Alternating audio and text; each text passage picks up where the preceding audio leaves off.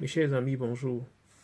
Tu es un jeune bachelier qui souhaite poursuivre ses études au Portugal, ou alors tu as déjà obtenu, par exemple, une licence dans un pays africain et tu souhaites continuer au Portugal.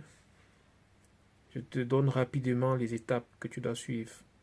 Premièrement, il te faut obtenir une inscription dans une école de langue qui va durer en général une année. Deuxièmement, il te faut trouver un logement. Troisièmement, il te faut prouver que tu as de quoi subvenir à tes besoins.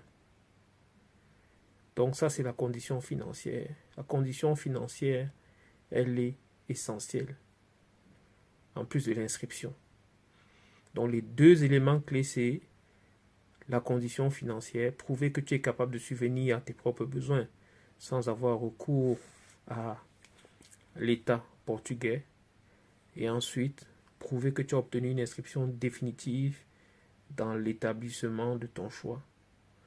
Une fois que tu as ces deux pièces, ces deux documents, ce que tu fais, tu demandes le visa dans ton pays de résidence ou alors dans le pays qui tient lieu de pays de représentation de ton lieu de résidence. Par exemple, si tu es camerounais, le pays dans lequel tu vas faire ta demande de visa, c'est le Nigeria, parce que le Cameroun n'a pas d'ambassade, autant pour moi le Portugal n'a pas d'ambassade au Cameroun. La représentation la plus proche c'est au Nigeria. Si tu es ivoirien, tu seras obligé d'aller prendre le visa au Sénégal. Alors les chers amis, si vous êtes intéressés par la démarche d'études au Portugal, il est temps de vous lancer.